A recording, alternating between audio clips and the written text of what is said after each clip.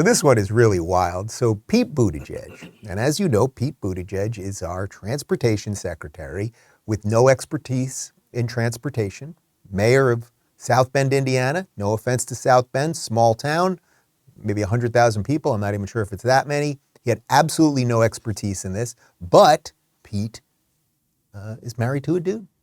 Thus, he gets a better job. That's kind of how it works. That's what they do. That's what they promote. They love diversity, equity, inclusion. Doesn't matter if you're good at what you do. How many lesbians do we have here? How many black people do we have here? That's what they love. So Pete was being interviewed, and listen to his priorities. What is most important to Pete more than anything else? This is wild. Imagine if you ever said anything like this. Climate is not nonsense. Dealing with climate change is one of the biggest things that people like me and people like him will be remembered for after we're gone. Let's put aside your feelings on climate for just a second. Now, I think it's climate change. I think is 99% complete nonsense, meaning the climate is always changing. Humans figure out different places to live. We adapt.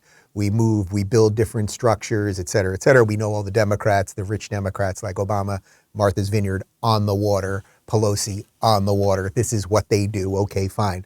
But he's mostly thinking about what his legacy will be, how he will be remembered. And if you think for 1 second that AOC or Pete Buttigieg can stop or adjust Mother Nature, you are crazy. These people can't do anything. They actually, well, they can't do anything good. They can't create anything good, which is why they've never created a business. They've never created a sustainable entity that has employed a whole bunch of people and helped a bunch of people flourish. What they are good at is taking money from some people and just pushing it towards other people and usually keeping them in poverty or something like that. But he's mostly thinking about that if he can get this done related to climate change, whatever this is, right? We don't even know what this is. You want AOC's Green New Deal or whatever it is, that's what he will be remembered by. It was like gross listening to it. It's not up to you to decide what you will be remembered by. I don't know if anyone's going to remember me. I had a little adventure here. It was a little blip in the radar of the universe. And if I'm remembered, it'll be up to somebody else, not up to me.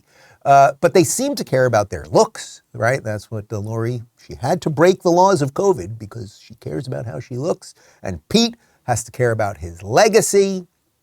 Of course, his legacy isn't looking so great because he's always complaining about fossil fuels, all of that stuff. But he does like the private jet because he's a Democrat. He's better than you.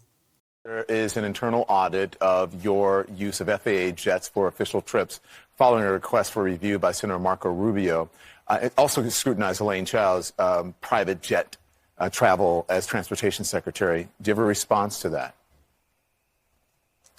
Yeah, here's how we handle my travel. The vast majority of the time I travel on commercial airlines in economy class, but there is a portion of the time, I'd say about 10 to 20%, when we use our agency's aircraft. This is not chartering a private jet. This is a government aircraft that is assigned to the FAA.